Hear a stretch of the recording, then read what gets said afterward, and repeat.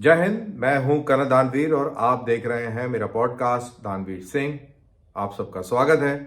और मैं आज बात करने वाला हूं अब्दुल बासित के उस ट्वीट को लेकर जिसके अंदर वो ये कहते नजर आ रहे हैं कि जब वो हिंदुस्तान के अंदर पाकिस्तान के सफीर थे, हाई कमिश्नर थे इंडिया के अंदर, उस समय उन्होंने बहुत प्रयास किया इंटेलेक्चुअल जो फ्रेटर्निटी है उसको पेनिट्रेट करने का, जर्नलिस्ट को मोटिवेट करने का कि वो एक कश्मीर का जो पाकिस्तानी बयानिया है, तो पाकिस्तानी नरेटिव ऑफ कश्मीर, उसको लेकर लोग बात करें और लेख लिखें।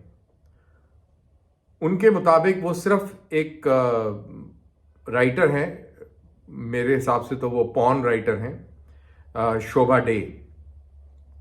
उनको वो इम्प्रेस कर पाए और उन्होंने पाकिस्तानी पर्सपेक्टिव और पाकिस्तानी प्रोपेगेंडा ऑन कश्मीर वो उनसे लिखवाने में कामयाब रहे।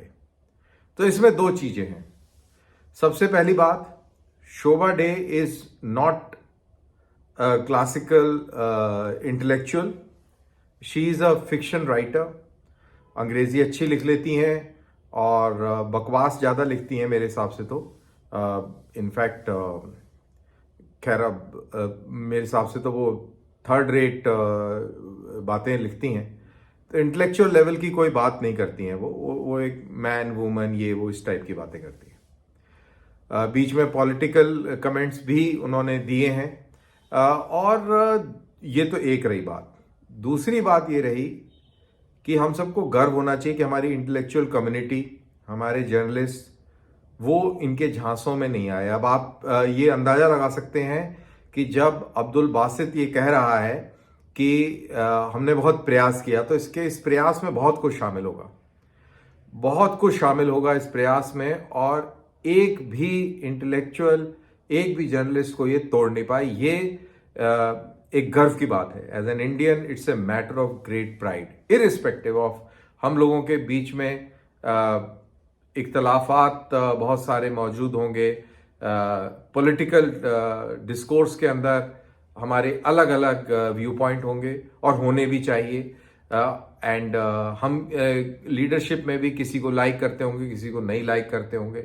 बिल्कुल स्वाभाविक है, नेचुरल है, डेमोक्रेटिक कंट्री है और हम सबका अपना एक ओपिनियन है और अपने देश के अंदर हम इस ओपिनियन को जाहिर करते हैं। हम डिबेट करते हैं, आर्ग्यू करते हैं, डिस्कस करते हैं, डिसेंट करते हैं, सब कुछ। I mean it is all fair because we are a very big community, we are proud Indians. तो अब ये उसमें पेनिट्रेट नहीं कर पाए, तो ये एक बहुत अच्छा टेक अवे था इससे। और तीसरी चीज एंड मोस्ट इंपॉर्टेंट अदरवाइज, कि पाकिस्तान का कोई भी व्यक्ति हो, जब वो हिंदुस्तान आता है तो वो एजेंडा के साथ ही आता है। चाहे वो प्लेयर्स हों, हमने वर्ल्ड कप में देखा कि साहब बाकी कुछ हो ना हो, मैदान में गए और वहाँ पे नमाज वाला ड्रामा करके और उन्होंने एक पॉलिटिकल मैसेज देने का प्रयास किया। फिर उनके वहाँ पे ट्वीट आते थे कि 1.5 लाख हिंदुओं के सामने नमाज अदा करी गई। तो आई डोंट नो उसमें क्या ट्रिप आता है, क्या फैंसी आनंद आता है इनको, मेरे को नहीं मालूम। मुझे तो वो फनी लगता है। आपने नमाज अदा करनी है, आप मस्जिद में जाइए, बिल्कुल शौक से करिए, लेकिन आपको लग रहा है कि आपने बहुत बड़ा एक कीर्तिमान स्थापित कर दिया या आपने बहुत बड़ा काम और कर्म कर दिया, तो बेसिकली आप बहुत बड़े मूर्ख और बेवकूफ़ लगे और हंसी का पात्र बने। तो हमारे देश में उसका कोई फर्क नहीं पड़ा। तो ये एक माइंडसेट का इशू है, पाकिस्तानी एक माइंडसेट है। और ये लोग अपने माइंडसेट को अलग अलग तरीके से पेश करते हैं। इनका मीडिया, अभी हमने एक हामिद मीर का भी एक वीडियो देखा। उन्होंने इंडिया की जो वर्ल्ड कप में हार हुई उसके ऊपर एक अलग उन्होंने तर्जिया दे दिया। फिर एक और मैं पाकिस्तानी पत्रकार महिला देख रहा था, वो नरेंद्र मोदी को लेकर टिप्पणी कर रही हैं कि भाई इंटेलेक्ट कम है, इसको बोलना नहीं आता वगैरह वगैरह। तो इसको कुछ भी ना आता हो, लेकिन उन मैडम को, उनका नाम है मोना आलम, मैं उनको यही कहूँगा कि भैया ऐसा है, बहन जी आप अपने काकड़ के साथ में खुश रहिए। काकड़ है, उससे पहले आपका इमरान खान था। उनको बोलना बहुत आता था, उनके सेक्स ऑडियो लीक्स काफ़ी मशहूर हुए और बोलते बहुत अच्छा थे। तो आप उनके साथ मस्त रहिए। हमारे जैसे हैं वो हमारे हैं, और उन्हीं की अगुवाई में India is now 4th largest economy. हम इनसे खुश हैं, और ये आप देखिएगा कि 3rd लार्जेस्ट इकोनॉमी भी जल्द ही बन जाएगी। तो ये पाकिस्तानी लोगों के बारे में मैंने ये आपसे शेयर किया। मेरे को लगा कि हम लोगों को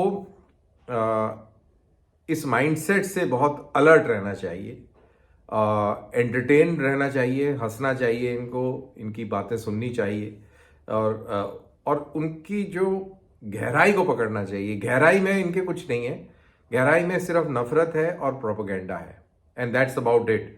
सो दिस इज इम्पॉर्टेंट। तो मेरे को लगा कि इसके बारे में बात मैं आज करता हूँ।